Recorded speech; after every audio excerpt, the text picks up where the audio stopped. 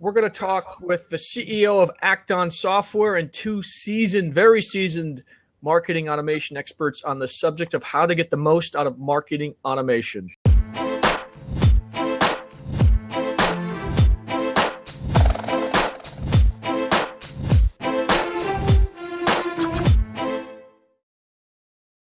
So let's get started. I'm your host, Mark Fidelman, managing partner of Fanatics Media, and very excited about the show today.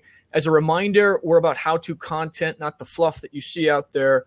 If you want to ask a question on the right-hand side in the comment section, just do /Q, then your question. Also, I encourage you to tweet out the blab on the left-hand side. Subscribe to the guests and give them props. You see those hands? That's where you say, hey, great answer. If you don't like their answer, then let them know about it in the comments section. So my first guest, Andy MacMillan, CEO of Acton Software, one of the leading marketing automation solutions on the market. We also have Paul Adamson of Spinnaker Management Group, a supply chain services company. I spent a lot of time in supply chain with A.T. Kearney, so I know how very difficult your task is. I'm very interested in how you use marketing automation. And then Brandon, you're going to have to help me pronounce your last name. Is it It's Larocque. Yeah, of Access Marketing. Yep. Little unknown fact, Brandon helped design the Guinness Book of World Records, world's most advanced robotic arms. So I'd love to know how robotic arms tie into marketing automation. And that was a whole nother life, Mark.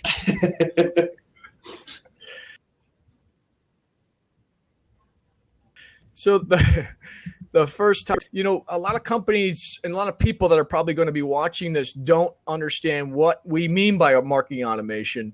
So I'd love to hear you guys define it. We'll start with Andy and why companies need it. Sure. Yeah. So marketing automation, I've actually joked often it's almost a little bit as obvious as it sounds. It's also almost a little bit of a misnomer. I think marketing automation has typically been focused on demand gen and how do we help companies facilitate the engagement with prospects and customers. If you think about the traditional sales funnel, how do we think about putting people in the funnel? And then how do we think about working people through that funnel? How do we engage with them in a systematic way over a period of time? Recapture the ones that fall out of the funnel and then rate prospects as they go through that funnel. One of the things I think we'll talk about a little bit today is I think there's an opportunity for marketing automation to actually live up to its name and automate a lot more of marketing, which is everything from prospects to customers to things that we do with the brand. But it's really where I would say it's different than something like a CRM, which is typically about facilitating manual processes, helping salespeople, helping support people. Marketing automation is helping the automation of systems and programs to engage with prospects and customers in a systematic way. Okay, Brandon, do you agree? Do you have a different definition of it? I do. I think Andy and I come at it well, maybe we don't, but I know Acton, has one of our preferred platform for sure for doing those kinds of things. But when we approach it as a professional services organization, we look at what is the practice of marketing that the platform enables you to do better and enables you to scale. So in addition to having the tools, the technology, the analytics, and all the great things that Acton does, you overlay good, solid marketing on top of that. I think that's where the marriage of those two things is where, as Andy said, that fulfills that purpose or that promise of marketing automation is when you do both really well. Okay. And Paul, why do companies need marketing automation? For us, it was a decision to find a way to engage in a conversation with our known universe. That was important to us. Historically, we had not found a way to engage both our prospects, our targeted leads and contacts, and also our current customers. We didn't have a good way to tell a story to them on a repeatable basis.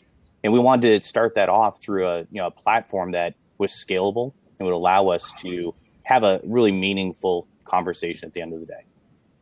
Okay. And Andy, a lot of companies use marketing automation. Certainly we do.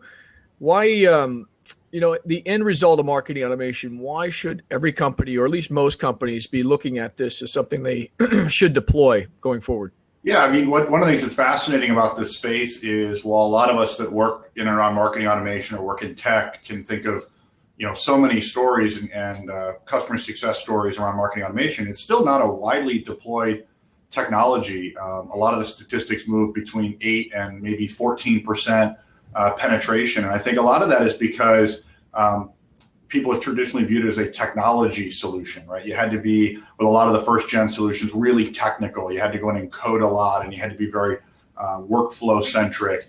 And one of the big evolutions in the market has been making it just a lot simpler to consume. And this is pretty typical in a lot of technology markets, but we've really reached a tipping point in marketing automation where I think somebody with a marketing background as opposed to a technology background can now really consume the technology and bring their domain knowledge as a marketer. And so I think we're going to see a lot more companies, as Paul talks about something like supply chain, that's an area where, I grew up in Detroit and I worked at EDS and AT Kearney, and I know that world too. And I think a lot of those companies that you would think of as being an automotive supply or something like that, those are the companies that we're now starting to say, I want to engage with my customers using these kinds of tools, and it's my marketing team that now wants to go do it. And I think we're just starting to see that kind of broad adoption. So I think that's what a lot of the next year and a half holds for marketing automation is more of that tipping point kind of demographics, the people that aren't necessarily hiring coders to work in marketing automation, but they're empowering their marketing department with a new tool.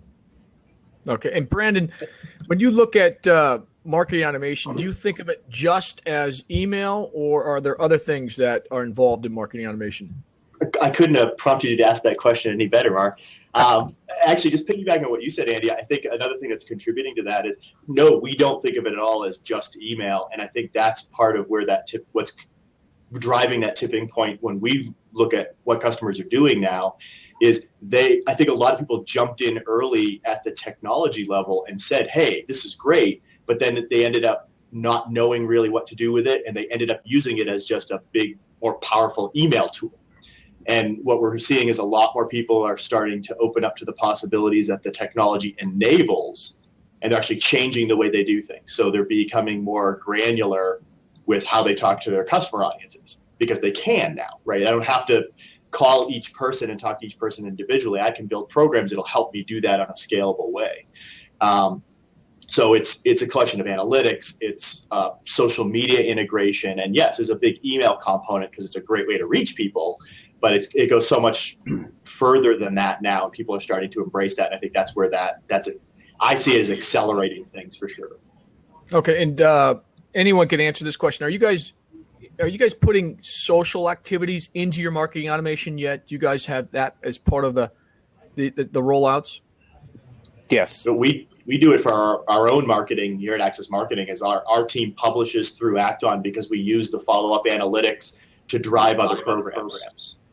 Yeah, we historically have been, trying to get engagement through LinkedIn, then added on Twitter. And then even though from a really engagement model, Facebook isn't really a key one for us, but it was easy enough to layer in and then start tracking back from there. So we now have 4 areas, including YouTube, where we're finding ways to engage through these different marketing campaigns, all through the marketing automation software. Good software, well thought out, takes the technology part out of it and has allowed us to get really creative on the backside. Wow. Yeah. I can just add that one of the things that we've been happening a lot is typically a lot of social is viewed as support, engagement, brand awareness. But what we're seeing people do now is also have calls to action. And a lot of what the calls to action do is drive people back to things that are powered by the marketing automation solution. So we're seeing a really tight tie-in to, if I have a bunch of activity going online, how do I score that? And then how do I actually engage with people, not just in a, hi, how are you? Or thanks for the great comment, but you can actually drive them into marketing programs and marketing campaigns. And then I think it goes back to being multi-channel. You might follow up with an email, you might follow up on a different channel, but I think it's that call to action focus that we're starting to see in social that is really over the last year and a half become a lot more prevalent. Okay, and I want to get into very specific things that you guys are doing with email, with social, and some of your campaigns to see if it's successful. That's in a couple of questions from now. But just starting with the build up to what marketing automation is, because I don't think a lot of people actually know a true definition of marketing automation. So thanks for defining that for us. I do want to get into kind of the next phase of marketing automation, and that is, how do you roll out a marketing automation solution properly, and how do you choose which channels, whether it's social, email, or just the email, just the website itself, to work from? So I'm going to start with Paul this time. Sure. The rollout in our case, and I'll give a shout out to Andy and his crew, was very simple. We actually made a step change back in June of this year, moved away from one platform over to the Acton platform. So we had a fair amount of pain to work from. So pain is a great teacher, and so we knew what we didn't want to do and what we really needed out of a platform. And so when we looked at the way to roll it out, first and foremost, what was its integration with our current CRM? So how were we going to interact with it? What level of data did it feed back to the business development managers, the sales folks who are going to interact with it? But also, how easy could they break it? At the end of the day, we want salespeople to focus on selling. We don't want them doing something that breaks the other tools that are complementary to it. So we create a focus team that represented not only the IT group, marketing, sales, but then we also brought in some of our practice members as well, who would have some light usage, but they would have some good insight as to what they would want to see out of it. So we looked at what metrics were they going to want to see, and really started to build out the key 4 or 5 areas that they wanted the marketing automation to perform. And then from there, we're kind of a ready, fire, aim mentality some days. So we said, look, if it works in these areas, we're gonna take it that direction. And so we knew we wanted to be able to do the email campaigning. We knew we wanted to tie into social media, and we wanted to be able to kind of create this really full life cycle of communication that, depending on how they came to us, would really promote the brand overall. And it's been 99% successful. Wow. I mean, that's a pretty good statistic. Brandon, is there a plan? Is there a plan that you start with? Because, you could get into a marketing automation, let's just say a campaign or a series of campaigns, but it's like, when does it end and when does it begin? And how do you make changes along the way? How do you address those questions? Okay, and you're definitely going to get the perspective of the folks that have to deal with all of the marketing programs for all these clients. So they have business objectives they're trying to reach. And I guess I'll start on the how-to side of that. Is I think that's where you need to start. I would say it's very much like the people who are very successful with CRM systems or with ERP systems. They let the line of business need drive what they're doing. So if you have a business objective, you work backwards from there and say, how do I achieve that? So it does vary by client, for sure, and as you would expect marketing to vary for each client that has different customers and different products and whatnot. But in terms of how you approach it, I would definitely start with your objective, prioritize those, and then start identifying campaigns which are made up of multiple different things, whether it be your social, your email, offline programs that get tied into your online analytics, any of those kinds of things. You build a campaign around that business objective. And then what happens with the tool is it makes implementing that and running it so much easier and so much more scalable. So my first how-to would be start with the end in mind and work backwards. Is there, we look at the buyer's journey in how they buy and try to get as much content as part of that journey into their hands as possible. Andy, is there something else that you look at or see your clients look at? Well, I think your point on the buyer's journey is right. What I would say is where we see customers be successful is you want to have the big project mentality, right? Wouldn't it be great to have a buyer's journey and great scoring and all of these things? But we also see immediate projects that people can take up to start to see value and kind of finding that mix. So one of the things we see a lot of customers do is they want to get their contact database, their prospects, their customers in the application quickly.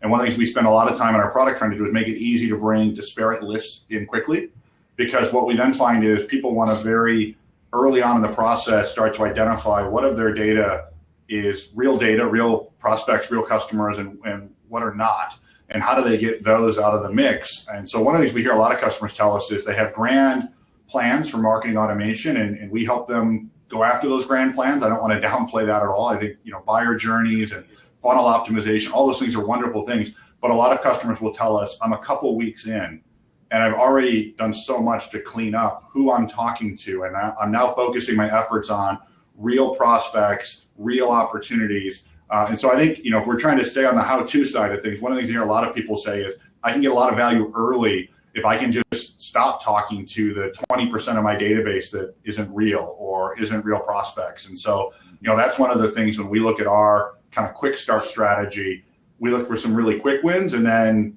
those help us build momentum and success around the product for the big wins, which I think are things like the buyer journeys and like I said, optimizing conversion. We see a lot of people doing interesting work in, we now have these things called multiple score sheets. We see people getting very sophisticated in different scoring models and all kinds of wonderful things, but there's some really quick early wins, especially as we see people move from the world of spreadsheets and Gmail, or I've got spreadsheets, Gmail, and somebody I know running my Twitter account, and then they kind of get to a real solution. So I think there's some quick wins and there's some, some medium-term wins, and we like to see a good balanced approach to doing both. Okay, and good segue into lead scoring. Brandon, do you have something else to add to that? I'm just going to say I have a great example of that with one of the Acton customers that we work with. So they were one of those customers that had a huge sales team. They would reach out to 100% of their inbound leads, which if you happen to have that kind of sales horsepower might work for you. But one of the first things we did with them was develop lead scoring. And we implemented that and did a retroactive study of their last 200 closed deals. Their sales team called just over 2,000 leads to close 197 deals. And then we overlaid a lead scoring scheme over some behavioral attributes and a lot of data from their database. And we were able to set a lead score threshold where if their salespeople had only used the threshold to determine who to call, they would have made 250 calls to close those same 197 deals. So for us, looking at a 10 times cost savings on their sales effort, that to us, that was huge. And they leveraged lead scoring very, very heavily after that. Yeah, and that was my next question, actually. So, Andy, good segue. And Brandon, thanks for starting that out. The big question is, and we get this every single time, is how do you determine a proper lead scoring system, right? You have demographic, you have behavioral, right? But let's dig in a little deeper and try to explain how you develop a lead scoring program for one of your clients. And we'll start with Brandon. My advice would be get started with something and start looking at how that plays out in terms of how it impacts your sales. Acton actually has a great sort of standard set of lead scoring. Says if you guys haven't done any of your own analysis and in-depth sort of creation of your own lead scoring team, start with this. And I highly recommend everybody do that. I think going forward, though, the way you refine that is you use your own knowledge of your own business and what makes a good customer versus what makes a not ready customer, and start overlaying some of those behaviors into that lead scoring scheme. And I always recommend people, we're data driven, right? So I want to look at your actual closed sales and lost sales and say, if I made this tweak to your lead scoring, what would that have done to better identify the best of the best and the worst of the worst? And using that approach, you can refine your lead scoring to get more and more accurate over time to identify those prospects who are most likely to result in a positive sales outcome. But bottom line is get started with something soon. And Paul, what did your company, are you using lead scoring, and then how did your company or how did you determine that was the best approach to really filtering through the leads to hand over the best ones to salespeople? Sure. Historically, we had nothing in place for doing market qualified leads, back into the sales team. So lead scoring for us was greenfield. It was interesting to get it kicked off. And what we did was we worked with our client success manager, and they gave us some basic guidelines to follow. And we kind of did a crawl, walk, run. We tried that out for a couple months. What the basic was, we refined it. We started to add in some different workflows that maybe impacted, how that lead scoring changed. And we look at it now on a end of quarter basis to refine based on what we see, like Brandon said, we want to be data driven, and we want to use that data to make better decisions. What we found was, for example, we included a scoring system that instantly turned people, if they just downloaded one collateral item out of our resource library, they hit our threshold. And they weren't ready. At the end of the day, they weren't ready to buy. And you guys come from the consulting world, so you understand there's a lot of thought that goes into whether they're going to decide to work with you or not. And that's just one part of it, right? That credibility factor from your thought leadership and your collateral. So we had to refine that piece, move that down in the scale.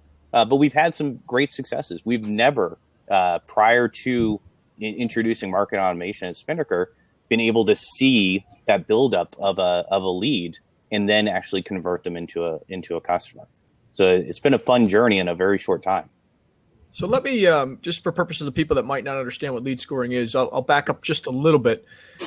So for me, lead scoring is figuring out how to score certain activities. And I look at, maybe intent and interest, but interest is, for me, is more top of mind. But anyway, so if you download a white paper or you visit a certain page or you click open every email that we have, those produce scores, +1, +5, +6, however you want to define your scoring system.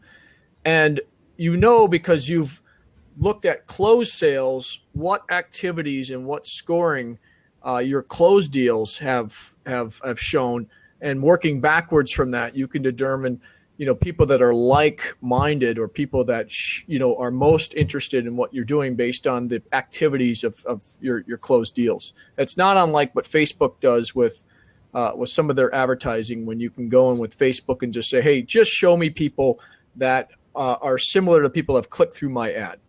So that's how I look at lead scoring. So Andy, anything different that I should add to that explanation? I think the explanation is correct. I would add a dimension to it, which is I think there's both mathematical scoring and then there's, qualitative feedback that you get. And so what I would say, when you're rolling out a lead scoring initiative, there's, going back and looking at historical data. This is where a lot of the, you hear about, predictive analytics. It's actually what it is. It's determining what's indicative of a intent to buy, right? So people that view this white paper buy, people that view this white paper don't buy from us. Like, stop showing them that white paper. Those are, good indicative things to find out. But I would also say to both Paul and Brandon's point, if you start doing some lead scoring, what you'll find is you get feedback not only from the actions of the customers, but your salespeople. I don't know about all of your salespeople, but most of the salespeople I know are fairly vocal. And if you start moving around the lead scoring, you get a feedback loop.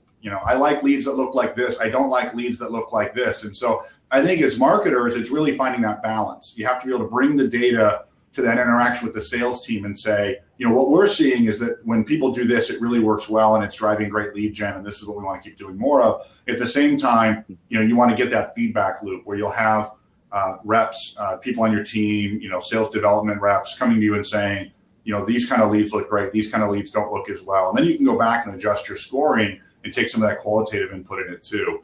And I would say the other thing I would add to that is it's also, part of this whole system as a CEO, I think about the capacity of my sales team as well. And so I think one of the things we run into often in lead scoring is this idea of drawing a line between sales and marketing, right? When it gets to a certain score, I now give it to sales.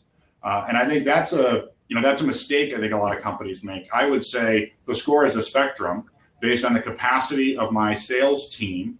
I want to send them the most prioritized leads up to the volume that my sales team can handle. If I grow my sales team, I might want to send them more leads.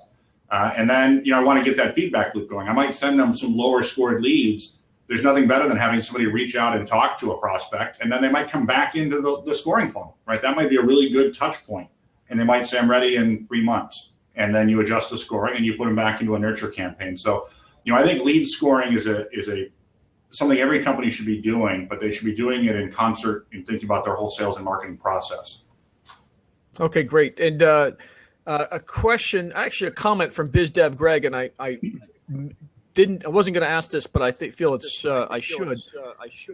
Lead scoring also helps with upsells and cross-sells and cross-agree. It doesn't once the prospect does it go on? Specific examples of that? I think for us, when we see active customers, active clients, new people maybe we haven't directly impacted within that organization, or they're not part of a project, getting engaged with other material, that's maybe complementary to what the project is we're running for them, it gives us some insight into what maybe the future projects are. And we can reach back to the practice members, the consultants that are actually, on site, and have them go have a casual hallway conversation with the person to find out, what the next project might look like. So I don't think the lead scoring ever stops. It just changes the way you're going to go and engage with the client in the longer term. Okay. Brandon, do you agree? Yeah, I do. And I think there's a couple of applications for that as well. I mean, remember, lead score is sort of a really easy cumulative way to look at a variety of factors you're measuring.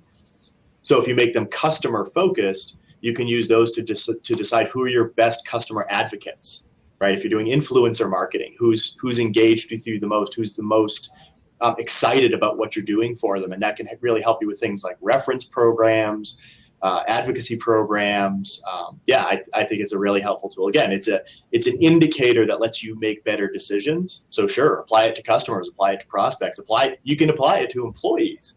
We have a lot of companies that use, I know we haven't gotten to this yet, but they use Acton or other marketing. Are we still on? Marketing automation in general to operationalize things within an organization.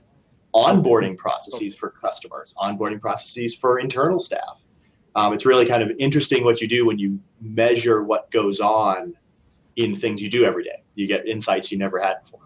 Yeah. And Paul, you're still on. It's just audio, so that don't worry about it. It'll kick back in. So I want to remind everybody that there's comments on the right-hand side. Please comment. I know a lot of you are. If you have a question, a /Q, and then ask the question, it'll show up on the left-hand side. So just giving you a little heads up on that. So we're going to move to the next topic, and this is very specific. And I'm going to start with Paul. And I'll give you an example of something very specific that I found over the last 4 years of marketing automation. What we found was if you create a how to buy now page, even if there's nothing substantive on that page on your website, anyone clicking on a how to buy now page is automatically a high interest suspect for us. I mean, who would go to a how to buy now page unless you have major interest in the product? So that for us is something we learned through trial and error. So if you don't have a how to buy now, our recommendation is you put one up there, even if there's not a lot. So with that as kind of an intro to marketing automation trick. Let's start with Paul and see if he's got anything to share with everybody. Sure, and we'll decide after I say it if it's a trick or a hack or just something we're trying to figure out as we go along. What we're starting to look at is based on known engagements from the past and what collateral in our resource library has looked at by prospect. We're starting to build out these combo packages where if they visit this certain page on our website and download this piece of collateral or this alternate piece of collateral, then we probably have a higher likelihood of closing an opportunity with them. So it's constantly evolving. This is some more advanced workflow stuff that we're putting in place, and it will take time. But the thought is, buyers make decisions in a pretty set pattern, and if we can identify what that pattern is, then we can exploit it. Okay, Brandon. Buyer journey reference. I mean, if we want a really kind of low-hanging fruit that you can start doing right away, I'd say add sales ripcords to your top of the funnel and middle of the funnel communications. So when you are doing outbound emails or when you are building landing pages or other things, a lot of the top of the funnel stuff might be very educational. It might be informative. You might be trying to, establish yourself as a thought leader. However, don't overlook the opportunity to let someone spend money with you if they have a need right then and there. Don't force them to go through the whole funnel. If they make a decision, give them a mechanism to take that action right then and there. Now, my recommendation is if you're putting out educational content, keep the main focus educational. But again, if it's hey, are you ready now? We'll contact one of our representatives or contact an expert in our firm or let us do an assessment for you, whatever that is. So we call that the sales ripcord because it's not the focus of top of the funnel marketing, but it certainly can be incorporated. And what's an example of a sales ripcord? Would that be a chat? It could be, yeah. I mean, it really depends on how the customer interacts with their clients, but it could be as we do sometimes we do a book an appointment. So if it's a more consultative or large scale sale where you're going to need to interact with someone at a pretty deep level, we'll say, hey, book an appointment with me. We might say, it could be as simple as a buy now button. So if you're an e-commerce provider and you're, giving people educational content about how to do this. We represent a company that sells jewelry, supplies to jewelers. And they do a lot of educational content. How do you do this kind of jewelry? How do you manage this process? But we make sure that included in there is, hey, do you need to buy this thing right now? Right. So they can be very simple, or they can be complicated depending on how you need to run the sales process when someone engages directly. Okay. And Andy, do you have any examples, specific examples of marketing automation hacks or tricks? One I've been very impressed with that the team does here at Acton is I think we do a good job not just looking at signals of customers or prospects interacting directly at us. We look at other signals in the marketplace. I think sometimes when I talk to customers, we can get very focused on what is the prospect doing with us, right? Our collateral, our emails, our website. But what you'll find is that organizations do things. They look at job postings for competing products. They organize their website certain ways. There's things that are happening in their business that also throw off interesting signals. And so, some of the more successful customers I've seen, and one of the things I think our team does that's really been impressive to me is we do a good job of putting ourselves in our prospects and our customers' shoes and say, using us as an example, what types of behaviors does someone exhibit when they're in the market for a marketing automation solution? Not just how are they interacting with Acton. And I think that can be really powerful from a signals and scoring standpoint. And it's one of those things I feel like it sounds obvious when we say it out loud, but organizations have a tendency to get very absorbed with their own content and their own activities. And so those are all great things, but I would also say, think about what other signals might your prospects or your customers be giving off in the marketplace that you could also be taking advantage of that don't just have to be about your interactions with them. But Andy, how do you measure those signals outside of your website? Well, there's lots of different things you can do. A lot of industries, for example, are moving to trials. So, marketing automation is no different, right? We look around and we say, who do we see on the market that, is taking part in a trial? And there's just certain ways that customers give off signals when they're doing that. A great way to inject yourself in a sales cycle is when they're trying a competitor's product. That's an easy conversation. I see that you're trying this out. Let me tell you how we're different. We might be a better fit. It's a fascinating way to drive pipeline. So, I would think in a lot of situations, customers have a market that they're competing in. And, the way I often frame this is, think about if you were at a cocktail party and you met somebody and they said, oh, I'm looking at another product in your space.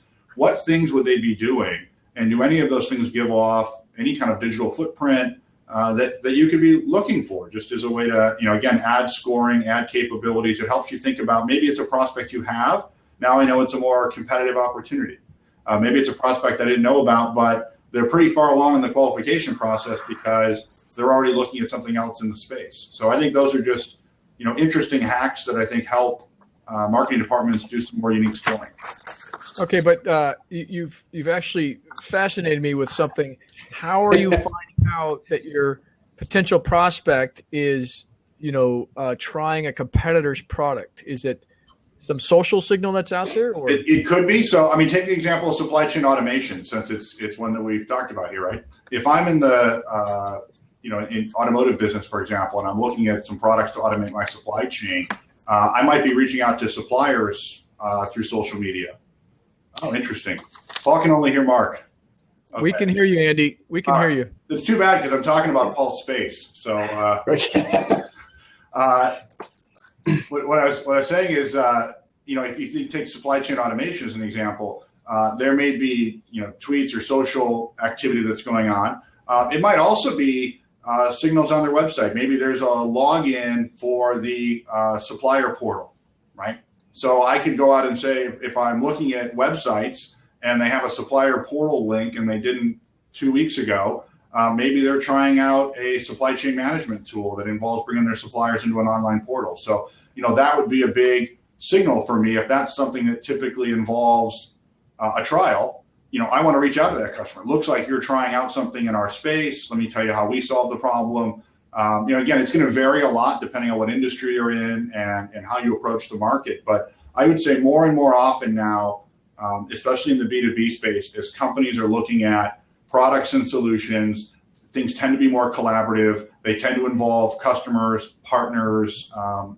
They give off social signals. They give off web signals.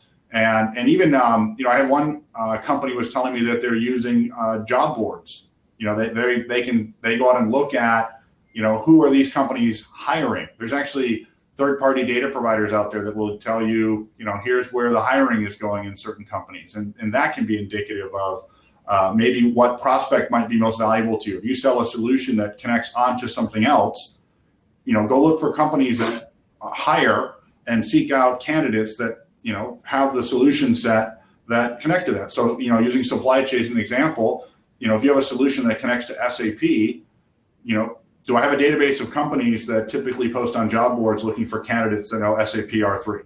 Well, those are better candidates for my product because it connects to SAP if I were using that as an example. So, I think it's all about putting yourself in your prospects or your customers' shoes and saying, how do I think about what they care about? How do I think about the signals that they would give off in the buying process, not just with me, but with the market at large? Okay. Are you able to score? I know you can score an email and a website. Are you able to score something like the following scenario? You've got a list of competitors, salespeople on LinkedIn, yep, and you watch who he or she is friending. And if it turns out it's a potential prospect, is that something that you could score and send directly to a salesperson within your organization? Yeah, so I would say philosophically, that's something people can do. We don't offer a LinkedIn connector that monitors people's LinkedIn connections, but there are a lot of data companies out there that do those types of things. There are a lot of great third-party data providers that can help you bring that kind of scoring into your marketing automation solution. So I think that's where we're seeing this interesting intersection of third-party data companies and marketing automation solutions where, again, I don't think you're going to go buy a list of those people and start blasting, unsolicited emails at them, to be very clear. What I'm suggesting, however, is if I've got an account-based marketing strategy and I can go out and get a third-party list that tells me what type of employees these people tend to hire, which tells me what kind of IT systems they have, which helps me score that account as a more likely account for me to engage with. And then I use my typical inbound channels to connect with people in that company, or maybe even just score that lead, right? 5 leads come in, 3 of them my third-party data provider tells me have the solution that my system connects to, and 2 of them don't. That should impact my scoring pretty significantly, rather than just who went to the website or who opened my email. So I think it's those kinds of solutions that we see people using, as opposed to, I don't think we want to go all Big Brother and start completely tracking people's online activities. Yeah. I think it's more this account-based marketing strategy. How do we think about complementing what we're doing on an account basis with, likelihood to purchase, propensity to be a good customer, things like that. Yeah, I often thought a good strategy for a marketing automation provider would be to partner with one of the advertising guys that has all the pixel and remarketing tracking. Yeah. And then you could determine, based on what websites they're visiting, what kind of prospect they are. But that might be too Big Brother-ish. Yeah, what I see a lot of people looking for is, especially in our space, I don't think a lot of B2B companies want to own or be trusted with that data. I think that gets really challenging in a lot of ways. But there's ways to look at aggregations of that data that are maybe more B2B appropriate, that are more at the company and account level than purely the contact level, right? This is where I think account-based marketing is so interesting. There's a lot of things I can do to learn about a company that feels pretty natural, that if I was out learning about a person, maybe feel a little bit less natural. Okay. So I think under the listing of hacks and tricks, though, I mean, there are a couple of ways to do some of the things that Andy was saying, even within the Act-On platform. So yeah. You were asking, well, how would you go find that out? Right. One of the things that for clients, we use the Act-On Twitter prospector to look at what are people asking in social media. So if someone's asking about a product as a competitor to our client's product, then we can kind of pick off and get involved in that conversation and potentially sway or educate or whatnot. So that's just one of those ways you can do that is, search conversations that are happening, that are going on in social media, and then, participate in a way that's valuable to who's having that conversation. And that you can do through the Act-On platform. Okay, Paul, any other tricks or hacks? This will round back a bit to when we talked early on about rolling out the automation, but what we found is during our rationalization of our CRM database, which to some of the members internally, it was tough to explain that it was okay that the number of contacts was going down. That was actually good in the long run. But we actually profile them based on what areas of our practices they should find out information about. If we launch a campaign related to demand planning, certain people may want to receive that, whether they've opted in or not. And we use where they interact on the website to now start smartly driving what buckets they'll filter into in the future. We found that they may only want general supply chain because that's the only areas of the website they ever touch, is really the high level transformative supply chain topics versus any of the technology stuff. And so we find that's a real benefit. I don't know if it's a hack as much as a tip, really, of a way to opt them into something that they can later opt out of if they choose. No, that's wonderful. That's perfect. Anything else, gentlemen? Andy, Brandon? One other just interesting thing I thought of while we were having this conversation is one of the things that my team has done I think is fascinating internally is we've also started using marketing automation, maybe to my first point, a little bit broader than just demand gen. And one of the things we thought about is how do we think about engagement with things like key analysts and press and things like that. Now, we don't score and rank them or anything like that, but we do want to see if our influencers are engaging with our content. So we actually use our marketing automation tools in some of our kind of marketing communication activities, and we certainly use them in post-sales as well. And we're seeing more and more interest in automating the engagement with the customer base as opposed to purely the prospect management side. I'll give you a really simple example that we're working on now, which is when we roll out a feature, we think of the adoption of that being I want to send out the email, I want to track who opens it, I want to track if they go to the landing page and learn about it, I want to track if they watch the video about how to turn it on. And like all good product companies, now we instrument our product. So we know which customers use the features. So I can even see, did they turn the feature on? And if at any point I lost them in that funnel, I may want to go back and say, hey, you know what? We just want to make sure you saw we have this new feature. We think it'd be really useful for you. Even all the way down to I might empower one of our customer success managers to say, hey, we have, for example, our new forms editor. You use forms quite a bit in our product. We just want to make sure that you've seen it.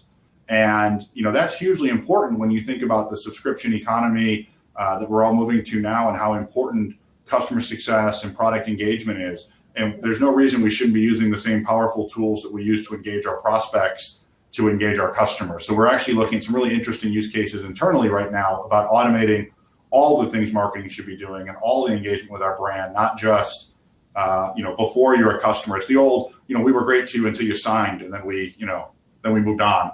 Marketing should love the entire customer lifecycle. We should care about the customer through that entire process. And so there's some interesting things we're doing internally that we're going to be talking about a lot with our customer base and rolling out as productized features in the market that I think will be really interesting. But there's nothing that prevents people from taking advantage of those things today as a to your point, it's kind of a product hack. You could use those same tools to attack almost an entirely different problem, but still things that help drive brand value and engagement. Yeah, absolutely. No question about it. That's interesting. I hadn't thought of that. And that's something we're going to try. Brandon, when you look at proving or showing ROI for marketing automation, right? When you're selling this into your customers or your customers are selling it to their executives, what are the things that you lay out for them to make sure that they're either tracking it or they're able to produce an ROI after the first 3 to 6 months? Okay, so you asked two questions. There's the specific examples of it and what do we do for that? I think the biggest thing is when we enter an engagement with a client to help them leverage marketing automation, the data has to come first. We need to walk them through a process to connect up whatever systems are going to provide the data we're going to use as those success metrics. And it's surprising how many clients are resistant to that until we kind of get into the explanation of how it's going to give them the ability to see from beginning of the funnel to end of the funnel what the ROI in their marketing is. So as an example, if you have a CRM and you can connect your marketing automation to CRM, you want to do that in 100% of the cases. I can't think of one where you wouldn't, because we can start doing things like revenue attribution, which marketing programs contributed to actual closed revenue for your company. So for that alone, if you're talking about something you could do to measure and create return on that marketing automation investment, measure the things that you're doing across your organization that you need to do more of or do less of. We've had clients that stopped doing entire pieces of their marketing program because they finally started measuring it and realized that's not driving any opportunity or revenue. And in other places, we're very surprised at some of the things like particular content or particular social programs that they run that are contributing far more to engagement and revenue than they had thought heading into it. Okay. Paul, what did you do in order to say, look, we want to try marketing automation here, and here's how we're going to measure the success of the program? Sure. When we looked at it, I walked into a unique opportunity. There was a platform in place that was newly launched when I stepped into my role. And it turned out to not be the right platform for us. Maybe for others it was. So when I went back to the exec team and said, we need to make a switch, of course, suddenly there was an elevated view and an extra level of discernment that was applied where they were really conscious of what I was going to go do. And they were asking lots of questions. And so what we did was we took the time to sit down and say, we're going to measure the life cycle of an engagement. And we're going to start reporting that out monthly. So you can see who visited our websites, who went through our campaigns, our marketing campaigns, and how did they engage, and what drove those engagements. And so we created a set of metrics that we then started publishing. So we really promoted what we were doing in marketing. And before, that didn't happen. The marketing team wasn't self-promoting in the good way. And we took the time to make it a benefit. And what we saw was we could tell the exec team specifically who visited, how they interacted, when they requested information from us, how we scored them, and then how we moved them into a sales process, into the sales team. And I had the unique advantage of running both sales and marketing. So, it was easier to have that conversation back and forth. And then how it got closed. And so we could recognize true opportunity revenue. And suddenly it became an easy conversation. The expense suddenly seemed so small for what we went and put in place, and the decision seemed so much more right. And so we're not going to stop that, even though the case is now proven that the automation software we selected was right for our business, and that we laid it out correctly, and that the fine-tuning we continue to do is beneficial. But we're going to keep telling that story on a month-over-month basis so that they see that we move from being we think we're doing the right thing in marketing to they are doing the right thing in marketing. Okay. And Andy, what are you telling people that are struggling to bring in marketing automation to their companies? They've got to fight with their executive team, or they've got challenges in bringing it in when it relates to ROI. Maybe it's always the CFO. It seems it's always the CFO getting in the way. So how do we convince the CFO that marketing automation has a high ROI and is a necessity, not a want-to-have? Yeah, and I would say I see two kinds of organizations. I see organizations that aren't growing fast enough because they're not driving real demand. So the ROI there is around if we can bring more customers into the funnel and the funnel continues to execute, there's a real payoff there. This is where, marketing attributed metrics are always interesting, but it's the sales metrics that drive the CFO into action. So can you actually expand the funnel and continue to have it produce? I think what I see a lot of in the market right now is organizations that they do an okay job pushing stuff into the funnel. What they ultimately want is not more marketing attribution. What they want is higher average sale price because they're better qualified deals. And they also want higher sales productivity. And so one of the things we talk to a lot of organizations about is, you can train your reps to try to drive higher productivity, and you can roll out as many collaboration tools to them as you want. But if you want them to be more productive, give them better leads that are better qualified, that are ready to purchase, and that's how you drive up sales productivity. So we see a huge interest in CFOs that's really based around that funnel. How do we put more stuff in the top? But most importantly, what are those key sales metrics that marketing can really partner with? And we find, that's where a CRO or head of sales is actually a good partner. If you bring them into the conversation, how are the quality of the leads? Why can't average sale price be higher? that's what you're going to hear. I need to sell higher in the organization if I want average sales price to go up. Well, that's a marketing automation opportunity, right? If we can connect more people into the buying process, share more information about the broadness of the solution. And then again, just quality. If we have higher quality leads, your salespeople is a constraint. No matter how big your sales organization is, it's a constrained amount of time. And if you want them to be more productive, you have to have that time be more productive. And that's ultimately what marketing automation helps companies do. So I think it's really that next level conversation. Get past just talking about marketing metrics, because that's what the head of demand gen is going to care about. But if you want to talk to the CFO, get past that and talk about why do those metrics matter to the top and bottom line of the company. And I think that's really about sales execution. Yeah, I mean, the two main things that I see beyond, helping the salesperson focus are, average days to close business is compressed, because you're not having the salesperson having to contact them 15 times. The marketing automation is doing that education for them, especially if you really understand the buyer's journey. I think that's kind of the primary one. And I think if you look at the secondary benefits to marketing automation in terms of the CFO, when you bring in a lot more leads, quality leads at the top of the funnel, then just by default, assuming that the close ratios are the same, you're going to bring in more business. And just showing that before and after seems to be good enough for most CFOs. And it's logical for them, right? That's a logical conclusion to bringing in marketing automation. I know there's a lot more beyond that you guys have probably experienced, but those are the two primary ones that seem to work with me when I'm negotiating with a CFO. Yeah, the only other one I would add is we often see the idea of growing deal sizes through showing value for additional products. So if you're a multi-product company, but the products are all connected together, marketing automation can be one of those ways to make sure that when they're buying product A, they understand the value of product B and why that's worthwhile. And that can be a big opportunity as well.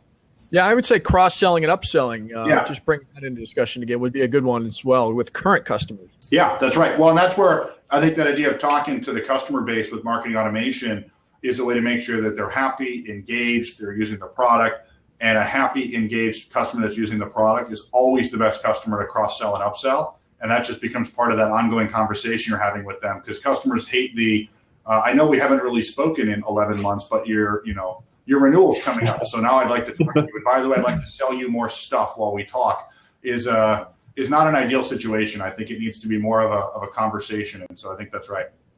Well, and that goes to attrition, Andy, right? I mean, that's another element of your business that you can really address with marketing automation is, you don't want your salespeople who are closing new deals to be also maintaining the entire set of clients that they have closed in the past. And you have customer service and other things, but isn't it great when an automated program of different types of engagement, content marketing, social engagement, whatnot, can keep all those clients engaged long before that expiration and renewal date comes up, so that conversation is ongoing. Right. And you don't bring on another, you have to double the size of your customer service staff to do that. You can leverage the platform to get a lot of that done. That's right. Very good. All right.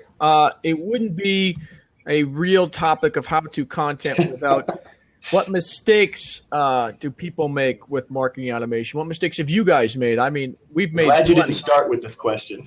Huh? I'm glad you didn't start with this question. We'd still be talking about it. All right. Well, Brandon seems to have a lot of these ideas. Either he's experienced or is seen. Can we start with you, Brandon? Well, so knowing where the perspective is coming from, by definition, people who work with us for help on marketing automation aren't doing something right. So we run into this constantly. Some people want to scale what they're doing right, but by and large, they're having an issue. The way I boil this down for people is marketing automation is a combination of practice and tools. So if you just get the tool and your practices are wrong, you're just going to get those practices to more people faster. So you want to make sure that your marketing is solid before you try to leverage a tool that's going to scale that up and going to deliver it to more of your customers in a more effective way. Because really, there's the meat, and then there's the tool, the delivery mechanism, and what helps you do that. Really, people don't focus on the marketing first, and I think that's a huge problem because they just keep doing the same things, expecting a different result because they have the software. So we really try to encourage people to understand the capabilities of the platform and what marketing automation can enable, but then let's do the work to actually take advantage of that and do it right. Okay. Paul. I was just going to say to add on to that, I think our early conversations internally when we were going through the education process about marketing automation software, so many people focused in on this is just going to deliver more emails. And so there was a huge educational curve to help them understand what we were trying to really go do and how we want to build conversations with our current and past and prospective customers. I would say one of the mistakes that we made, and we noticed it early, was we weren't prepared necessarily from a content standpoint. And to Brandon's point, once you go and build out that strategy, there's a lot of new asks of the marketing team and the practices to go and kind of create some content that's going to be really usable during these campaigns and through the automation process. And we weren't specifically ready for that. So we had to buckle down pretty quick and start cranking out some content. Okay. Andy, what have you seen? So I think for me, when I talk to customers that have had challenges, beyond those that are switching to our platform and life is going to be great, the ones that are having other challenges, I think it's really, if you think of the extremes of any kind of implementation, people that catch themselves in those extreme struggles. So we have, I've seen examples where customers, they don't invest in the longer term automation, the content they need to create to be successful. They're doing we're going to do a campaign for 3 weeks and we're going to just blast out a bunch of email. And then we think marketing automation is going to do wonderful things. I think that's one end of the spectrum. I think the other is, there are some customers, as I said earlier, that don't get started. They don't, let's get 80-20 on our scoring and then adjust it. You don't want to be in one of these projects that has been going on, not with the system and with customers, but it's been going on internally in a conference room for 8 months. We're going to come up with the perfect rules and the perfect scoring system, and then we're going to go live. I really think it's kind of finding that middle ground. Marketing automation is something, if it's done correctly, you're investing in as an organization, you're making it better over time. So that is both getting started, but it's also thinking about it as something you're going to invest in. You do want to ultimately automate those processes. That's the point. You do ultimately want to connect more systems into it, but it doesn't mean it has to be a big bang and everything has to be integrated on day one and everything has to be automated on day one. So I think it's really just about being pragmatic and getting started, but thinking about it as a key system that you're going to try to automate and engage with customers. And I did see the comment on the feed too about generating the right content. I think that's super important as well. I mean, ultimately, marketing automation is a great vehicle to get your message out in front of your prospects and out in front of your customers, but never underestimate the value of what you're saying over just the medium you're saying it on. Yeah, I mean, the main mistakes I see people make are they'll put out some nice drip campaigns and nurturing campaigns, but they're never changing them and they're not measuring to see if they're effective or not. So they just keep sending out the same stuff, whether they're helpful or not to their potential prospects. And by not experimenting, by not A/B testing, they might not be optimizing those opportunities. So that's the primary one that I see. Yeah, I mean, we definitely see people who focus on what works and not what doesn't work. I mentioned earlier, everybody who reads this white paper buys, but do I ever go back and go, wow, everybody I send this white paper to, how do we take stuff like that out of the process is also important. Okay, great. All right, well, that's all we have. We're at the top of the hour. Please join me in thanking our esteemed panelists here. As a reminder, the replay will be on Forbes.com as well as the fanaticsmedia.com site. If you have any questions, feel free to ask them either now or, I will be heading out, but you can still ask questions, or emailing or finding these fine gentlemen online, maybe on Twitter. Okay, so thanks again, gentlemen. This was great. Thanks, Mark. Thank you very much.